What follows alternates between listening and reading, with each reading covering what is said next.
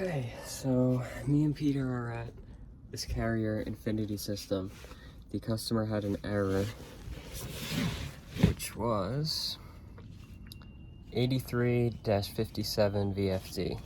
And I spoke with technical support, and basically, from what I understood, the system going through the different events in the thermostat had a lot of change filter, pressure too high errors over the past few days. So actually on the 21st, today's the 22nd, so yesterday, I ran a pressure test at the thermostat and we had a really high static. We had 1.6 and there's a maximum of 1 inch that the system is capable of handling.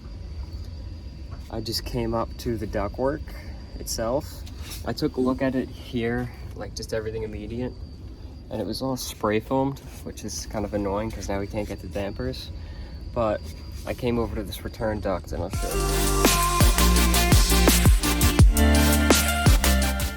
This return was completely crushed down, like someone had stepped on it or something. So I pulled it, immediately heard the airflow difference. And I'm running that test at the thermostat again. Peter just turned it on. But I also have my manometer with some pitot tube static pressure testers so that we can test the pressures on both the supply and the return after we finish the static pressure test at the thermostat, now that this duct has been uncrushed.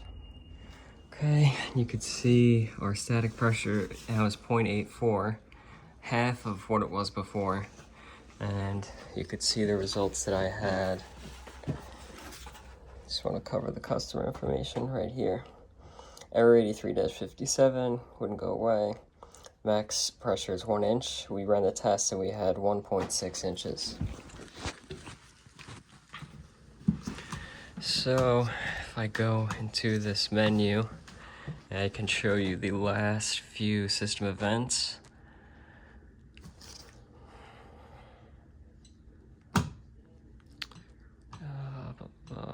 Where is it? Is it in installation? No. The last 10 system events, got it. Excessive static pressure 5 times yesterday. A compressor high pressure limiting 1 time yesterday. 14 times excessive static. 1 high limiting. Another 3 excessive static. So the system was not getting proper airflow with that duct being crushed. Now I'm going to see how much play I have on it and if I can cut it back and reattach it right here, because I'd like to just get rid of the kink that's there completely. Okay, and there's our crush. That's why we weren't getting good airflow. Just collapsed in on itself and they bent the wire. So now we got this nice and snug, not too tight, just enough so that it really can't be crushed without totally disconnecting it. And we'll see what kind of static pressure test result we get.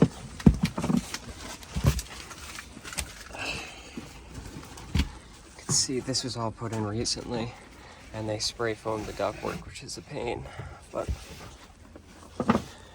let's see.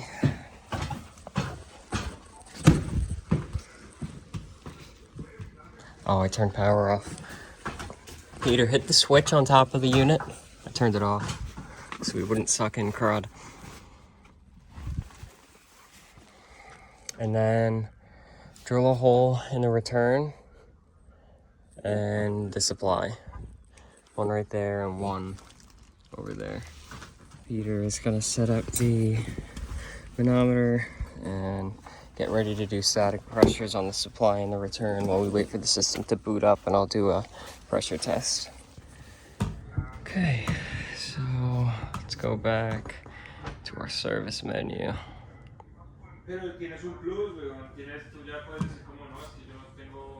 installation, airflow verification test, and we'll let it do its thing and see what our results are on that. And we'll do our static pressures with the fan and high speed. Okay, so with the system running, we had negative 0.24 on our return and 0.34 on our supply, totaling 0.58. The system is capable of going up to 0.1, but it's best to keep it under 0.7, and we're well within that. And while I was here, Mike suggested that I check the condensate drain lines to make sure that they're all good. So I just checked all along, going through, and there was an elbow going out just to make sure that everything was intact. And got covered in this garbage insulation that they used. That stuff's such a nightmare, I hate it. Now, one thing that we noticed when we went to do our static pressure test, which we did in this hole, is that they actually spray foamed over existing insulation. Like, there's already about an inch thick of insulation in there, and they spray foamed over it. So now all of this is a nightmare to work on. Going the whole way down, covered all the dampers, and it's just a pain. And then digging through this garbage to do anything is another pain. It just seems like kind of a hacky way to do it. But he is up and running now. Everything's all good, and made sure to document everything, the error, the issue, the repair, and the new test results. So we're all covered on our end. Peter's covering out the pricing and the customer's information, but that's it.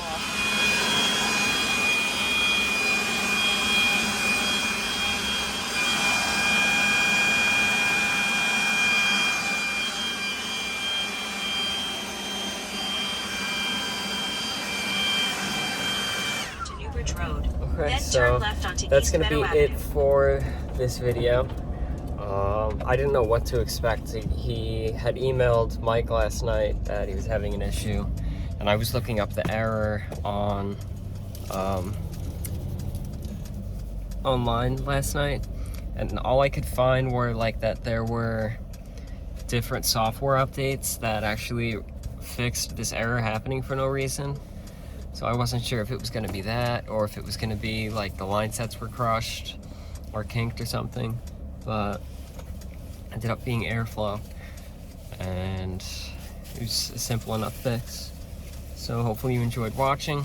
If you did, like the video, comment any advice or feedback, and subscribe. Thanks for watching.